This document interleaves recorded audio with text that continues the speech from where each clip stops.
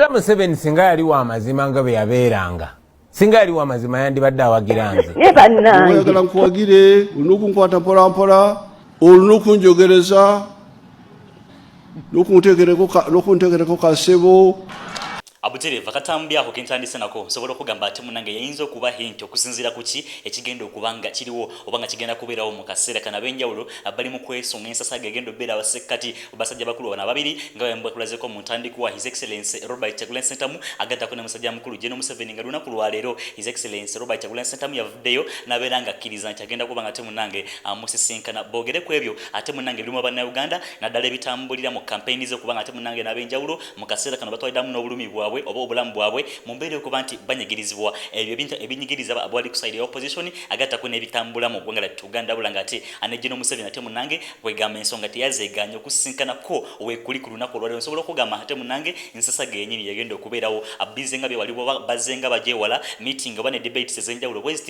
aba National Unity Platform gye buvuddeko ate munange Secretary General yavaayo n'abeera ng'agaana okumiitinga abayinza okugamba ate munange bavuganya nabo ku kifo ky'obwe Kampala bula ate His Excellency Robert Kyagulanyi Ssentamu ye yavudde n'abeera agamba nti kama mbaya ni mbaya ayina okubanga basisinkana ne musajja mukulu abeegweko one on one abeere nga ate munange amunnyonnyola biki byagala okubanga enkyukakyuka egenda kubeera etya oba biki byagala okubanga akyusaamu mu ebyo bye balemereddwa okubanga ate munange ateekawo mu ggwanga lyattu Uganda feelings exclusive obisanganya bekkanya biki ebitambula oba bigenda maaso mu ggwanga lyattu Uganda video gilikinge oba gikone mu ekigalo esobole okubanga etambula ab'enjawulo basobole okubanga bekkanya ku bubaka nga buno bwenkwetikidde mu kaseera kano meeting oba debate egenda okubeera mu basajja bakulu bano bombiriri nsobola okugamba nti gugenda kuba muliro gwennyini gye buvuddeko oba ebbanga eriisewoko oba bakoma okubanga basinkanako mu summit emu oba olukuŋŋaana olwaliwo embasiri mistake lwali side ze South Africa eri wabula ate His Excellency Robert Kyagulanyi Ssentamu amusajja mukulu teyamuleka kyekimu yabeera nga mulabisa mu summit oba mu gaggadde w'olukiiko eyalimu abakulu ab'enjawulo okuva mu nsi ez'enjawulo kale no mu kaseera kano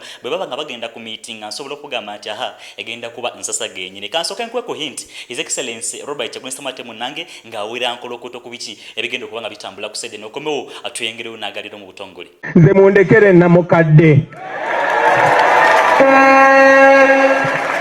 Museveni akoye akaddiye njagala tumuwe stress oba pressure si atuzaala si ffe tumuzaala tumubuze emirembe tumumaleko emirembe n'abo abadongobe bonna babeera nabo mwababeereyo mweyo constituency nabbanja gye yesimba mutandikireewo okuzimba eggaali mwababeera ono mukazi waawe ono Misa Kabandu omuswa wawano Kampala Central kati mutandike muzimbe eggaali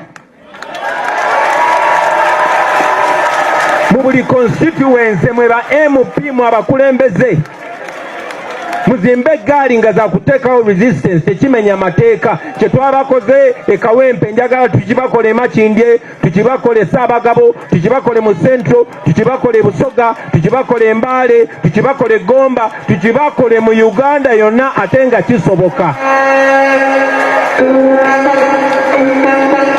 so mukitandike kubanga betulimu bya ddala abutereevu ensonga ezo nga bw'ozirabyeko His Excellency Robert Kyagulanyi Ssentamu ye ng'agamba nti nze mundekere namukadde mu buli mbeera egenda okuba nga etambula mukwate ku paati ezammwe wabula ate nze mundekere namukadde agenda okuba nga mutambuza okusinziira ku nsonga bwezitambula mu sayidi eno kale nno mu kaseera kano nsobola okugamba nti gwayita namukadde bulijjo oba gwayita dictator ku sayidi eno ye kaseera abagenda kuba ate munange abagasimbagana wano on wano basobole okuba ate munange boogera ku biki nga bwe mugenda okuba nga mubiraba jjukira bulungi nti ebbanga lyonna ate munange bazze nga bagamba nti musajja mukulu ayagalayo okufunayo selfie oba ayagala kufuna ekifaananyi ne His Excellency Robert Kyagulanyi Ssentamu nsobola okugamba nti z'ensonga zawedde dda mu kaseera kano ensonga ate munange yavuddeyo n'abeera ng'agamba nti bagenda kusisinkana kale nno NTV yava ate munange n'abeera ng'elaunchinga debate naye negamba nti basajja bakulu ba presidential candidates ab'enjawulo abagenda kuba basinkana olunaku olwaleero olw'Essande ng'ennaku z'omwezi 3 essaawa zigenda kubeera 2 n'ekitundu wabula ate His Excellency Robert Kyagulanyi Ssentamu yavaayo n'abeera ng'abaanukula n'abagamba I will be there to share our vision of a new Uganda and challenge the dictator Museveni on whatever new lies he wants to tell the people of Uganda after 40 years of deception and failed promises, see you then. Kale nosobola kugamba nti keka nakaseera ate munange yava nagamba nti kakibechi agenda kubeerawo abirenga ate munange asisinkano yo gwaita na kyemalira okulaba ate munange abayogera ku nsongeza ni Uganda agata kuno kuba ate munange ajjawo ebyo bulimba oba musajja mnyukulu bagenda okuba ate munange asharinga yebe yaise ebyo bulimba mukaseera kana kutegezezaako nti bakoma okusinkana mu summit obagadde olukiiko yaliwo abali side ze South Africa eri mukaseera kana osobola kugamba nti bali waka wano Uganda bagenda okuba ate munange zinyokera kansuka nkuwa ate munange ku meeting yaliwo wakati wabasajja bakulu bana babiri gatta ko ne babanga amalala genjawulo obulanga ate His Excellency Robert Kyagulanyi Ssentamu ye yamuleka wansi yamulabisa mugeremko obenjala soka wikanye katambi kano okomawo twingere kunagalero. You seem to have achieved a lot in moving from becoming a musician, an activist, and no other politician, although you don't like to be identified as one. What message do you learn from the legacy of Nelson Mandela, and what message would you share with young people to help them in terms of their aspirations? Thank you so much, Irene. Lots of great things have been talked about Mandela, and actually would have loved to add on a lot more things. But in the interest of time, I will brief and talk about only three. First of all, as young people, I think it's important for us to analyze what made Mandela great. You see, Mandela as a young man, he was an accomplished lawyer, he was a son of a chief, but he, together with his comrades, offered themselves for the cause of the country. You know, in the face of injustice, like our own President Museveni in the youthful days, they did not throw their hands on the Zambia apathy, but they looked injustice face to face in the eyes and found solutions. And indeed, they played their own role and registered some achievements. So I would wonder what President Mandela, or indeed our own President Museveni, would be thinking if they were young men today. I think they would still...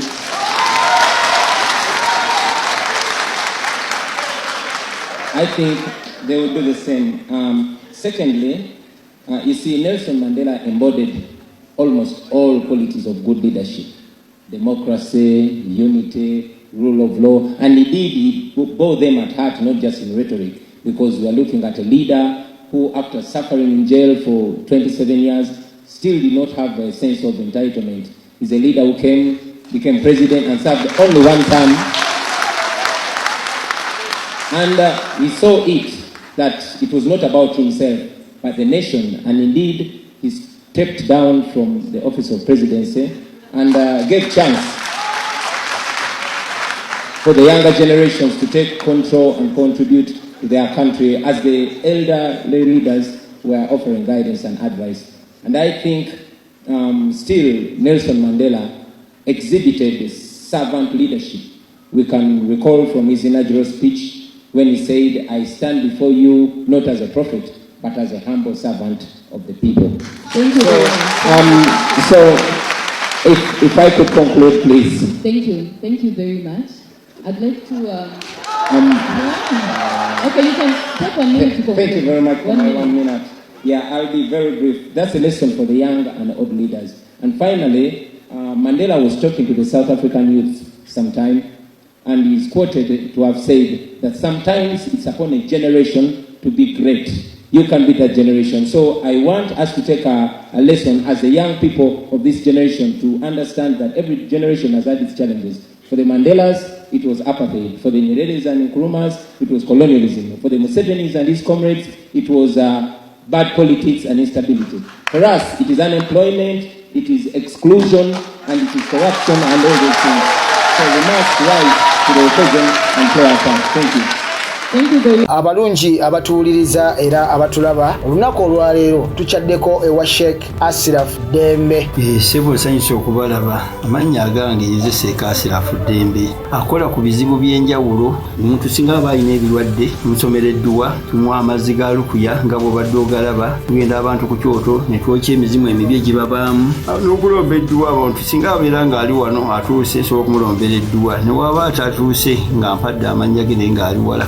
Anetaze enamba yange yeno eri 0701763711. Namwe banyinaffe abali ebweru oyagala okuba nti oyagala okulombera ku ddwa ng'olina ebizibu visa zibuze amaka gakolongotana sente zikola zimpita mu ngalo ojja kumpeereza ekifaananyi kyo n'amanyago ebyo byokka bijja kummala nja kukulombera edduwa ojja kutereera. Olunaku olusembayo mu mwezi mba n'edduwa eyawamu ffenna n'abalwadde bange abakadde n'abapya. Salaamu alaikum warahmatullahi wabarakatuh. Abuterevu ensonga ezo nga bw'ozirabye His Excellency Robert Kyagulanyi Ssentamu yalabibwa mu kiseera nga ayogerako eri ensi oba eri mu meeting eyo yava ate munene n'abeera nga akona ku birungi bya musajja mukulu Mandela ku saidi ya South Africa eri wabula ate yafundikira anyokoddeyo ebyo ebigenda okuba nga bitambulira mu Uganda mu mbeera okuba nti yayogera ku birumya mu nsi ye n'agamba employment corruption gattako n'ebirala nga bw'obiwulidde wabula ate kigenda okubaawo olwaleero nsobola okugamba nti singako n'ekyo okusinziira nti ensonga te munange ku mulundi guli zaatambula bweziti abaana abato bano tebaba abantu byekulu bitiibwa mu mbeera okuba nti waliwo abakulu abakukunava okuva mu mawanga ag'enjawulo wabula ate y'ensonga n'abeera nga azituusa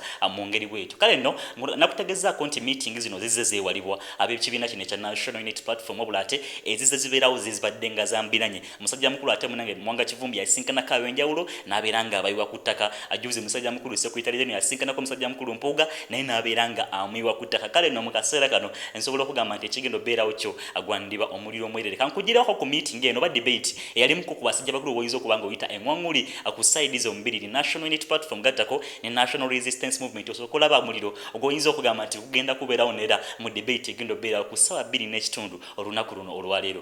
Omushana gwe lw'omushana njagala naawe ove wano otudefiningire who are you naawe tukutegeere mu bino oyimiriddewa oyakola ekibiina nze ndi waki wanuupu ono waNRM gwoli waki against the election. Who are you? So the likes of Romushana nabo tubaguleko olutalo otegedde waki abantu polisi tujja kukola didinga bya Romushana akoze ki Romushana kati byayogedde wano nga ntumu ya bulimba kuwairiza kumpamanya kusiga nziro.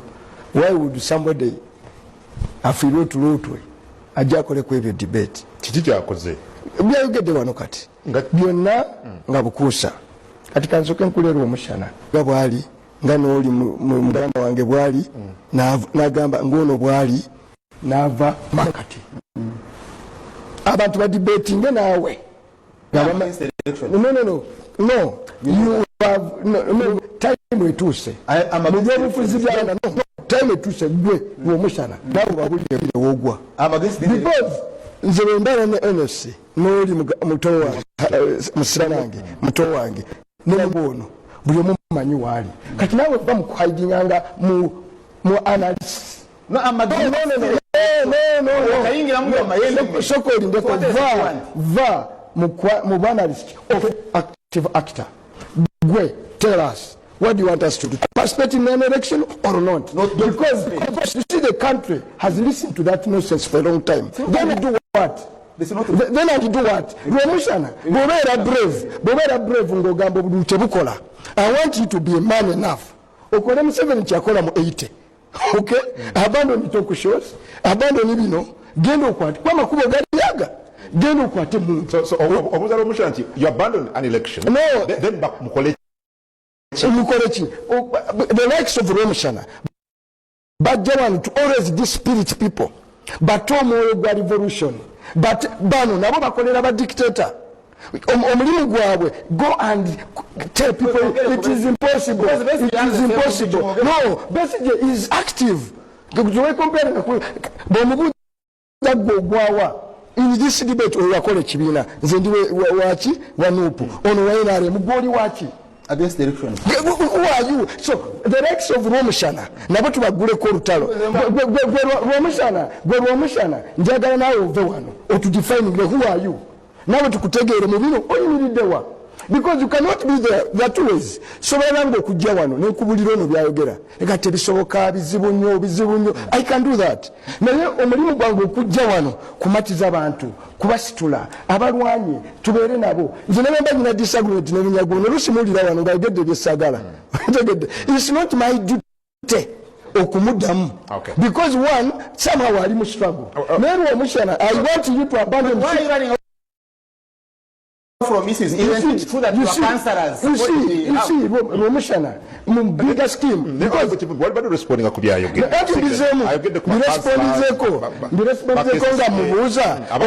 I've had the debate in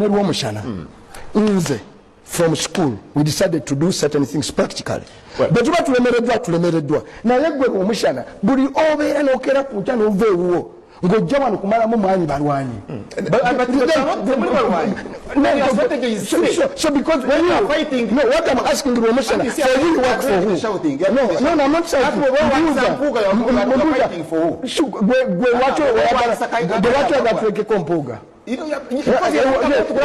What I'm saying, no, ground here masaka jogera kuna chibuza. At one time twaina yo kawanga. Okay? John.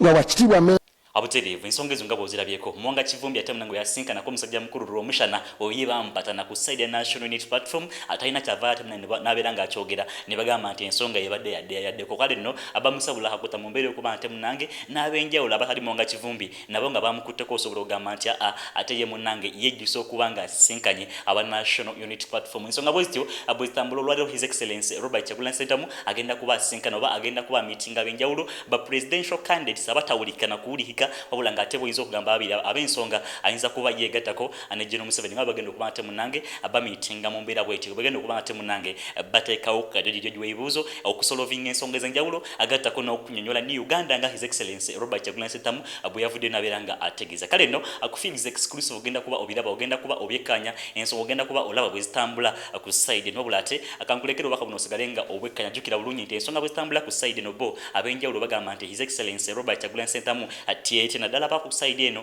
ya National Resistance Movement wabula ate bw'aba agenda kusinkana mu kiyamaani waabwe ebigendo vaayo ojja kuba obitegera kankulekera obubaka buno osigale nga obwekkanya wekumire ku mukutu byonna ogenda kuba obiraba wano ku mukutu gagadde tugenda okuba ate munange tubikutuusaako video gi liking nga togivaako nga togikwenye mu kigalo wekumireko ngulaba obubaka buno tukomawo n'amala manzi nnyo struggle si nyangu ekituufu struggle si nyangu nti ekisooka tebaba bamanya nti Museveni tayagala kuva ku buyinza era akalulu kokka tekamujja ku buyinza naye akalulu kasobola okuvaamu ekintu ekimujja ku buyinza kyekintu ekyenjawulo so mwami Museveni dictator nti ye asobola okukola ekintu kyonna okumakinga sure nti tava mu buyinza obula neeka wempi yaleetedde abantu embwa zibalume Museveni yasinza okubonyaabonya bannayuganda era yadumira poliisi n'amagye gajje gakole byonna gakola so struggle si nyangu nti tudiringa n'omuntu ayina amagye ayina poliisi naye bannayuganda kambabuulire teri kisinga maanyi g'abantu kubanga abo bapoliisi n'amagye